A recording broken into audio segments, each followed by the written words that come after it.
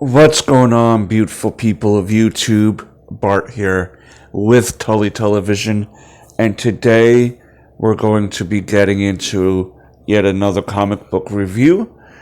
Photon number 2. And before we get into that, I want to thank all of you, though, for those of you who've been stopping by, liking, commenting, sharing, all of that beautiful YouTube stuff.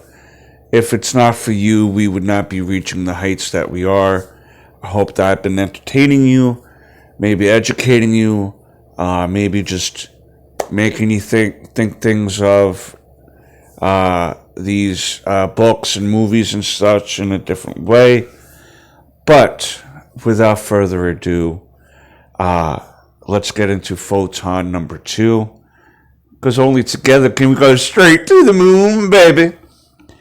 Now, this was written by Eve L. Ewing.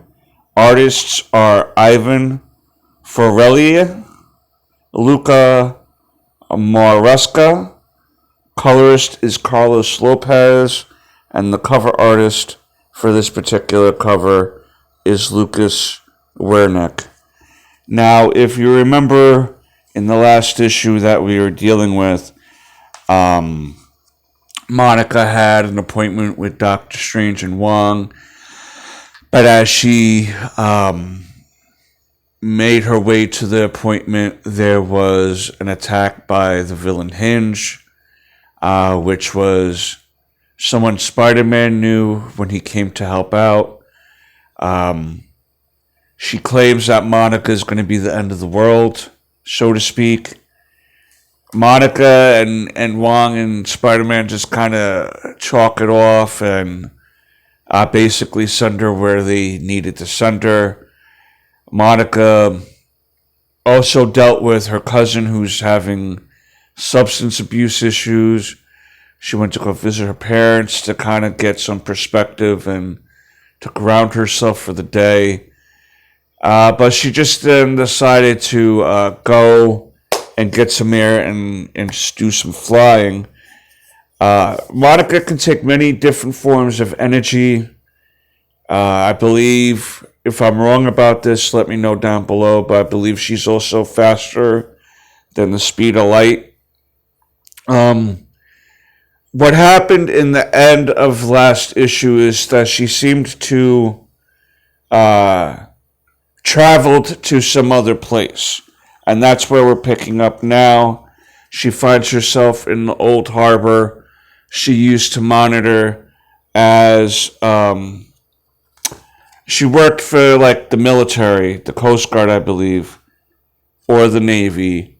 And as she's patrolling, she's recognizing it as New Orleans, but then sees this meteor approaching the planet, and she decides to enter it to help take control of it so she can crash it into the water instead of neighboring businesses and houses and such like that. And she was able to force it into the water, but she noticed that she was having difficulty doing this. But as she comes to, we see that Monica is referring to this person as the Beyonder, even though this is not the Beyonder that we know from Earth 616. She doesn't know why the Beyonder looks different. Monica just recognizes the energy signature and just knows that's the Beyonder. But the Beyonder of this universe is claiming that they don't know Monica and that they were attracted to Monica's power because she's unlike anything else on the planet, and that interested this version of the Beyonder. We also see the Avengers team here: She-Hulk, Captain America, Thor, Dr. Druid, and Black Knight. This basically was the team when Monica Rambeau, aka Captain Marvel, was on the Avengers many, many years ago. I actually have some issues of that run when she was on the team. She was also team leader at one point. But because of Nebula and Dr. Druid, the Avengers had a falling out and disbanded for a few months. And that up until Captain America came back and took back control of the team. But Monica's now really confused again why this is the Beyonder she doesn't know. This is not the team. She feels like she's traveling back in the past. The Beyonder is using her powers. I'm assuming that took a female form, taking their powers and distracting the team. Dr. Druid is still very much a sniveling little idiot and believes that Captain Marvel and the Beyonder are in cahoots with each other and wants to have votes to get Captain Marvel out. I'm starting to think that Dr. Druid just doesn't like women. I don't know. Well, but then King Nebula seduced him. I don't know. He just has a thing against Photon for some reason and wants to vote her out. But basically, Monica is like, we're not in cahoots and you need to stop. Why don't you recognize this person? And the Beyonder takes Monica Rambeau away from the rest of the Avengers. And basically we learn that Monica Rambeau may very well be a Nexus being. I just wanted to see where she might have said that. See, it's in your memories. Yeah, she even references knowing when Monica Rambeau got her powers. Basically, this version of the Beyonder is not sure why she was drawn to her.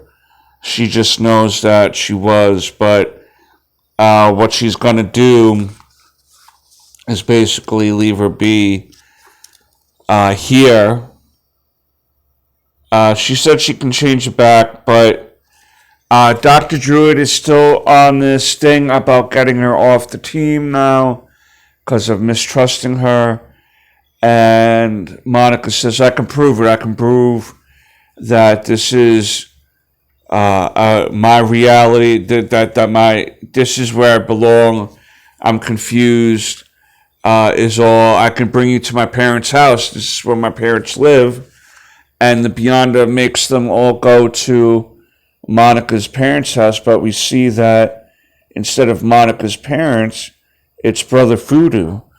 It seems like whatever reality Monica has traveled to, whatever past reality or current reality that she jumped to, she's not realizing that she's in a different sort of reality or timeline yet. I don't know why she's not exactly getting that, but I understand the confusion because it basically was she got there, she was confused about why she was in the harbor, then the Beyonder came, distracting her from her thoughts, and then the Avengers came, again more confusing. So she's been on such a train of thoughts here that she's not settling her mind down and realizing that she might have entered obviously a different reality.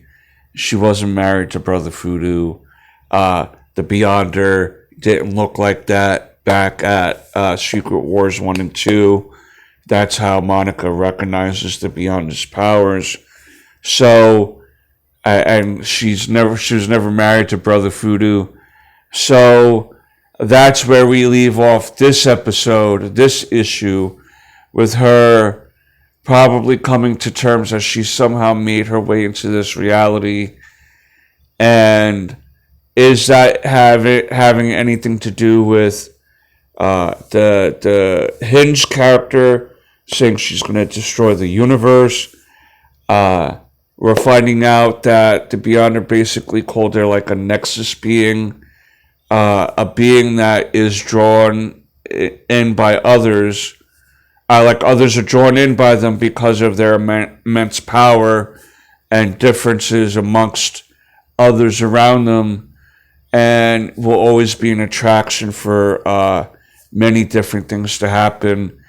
And normally when they also say a nexus being, that means that that being is in every version of the multiverse, everywhere from Earth 1 to Earth 9,999,999, that there's going to be a Monica Rambeau there, like there's always going to be a Scarlet Witch in each world.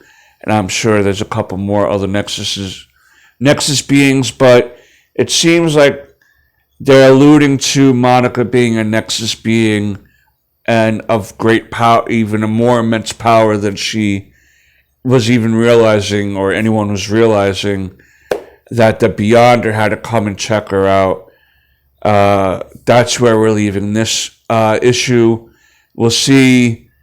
I believe this is only going to be a 5-issue storyline, so we'll see in the next few issues how this plays out. I'll be ordering those in the next couple of weeks, so give me a little bit of time on that. But we'll continue our other videos, of course. Let me know down below what you think of Photon number 2. Do you like her? Do you not like her? Yeah, let me know. And until next time, peace, Nookums.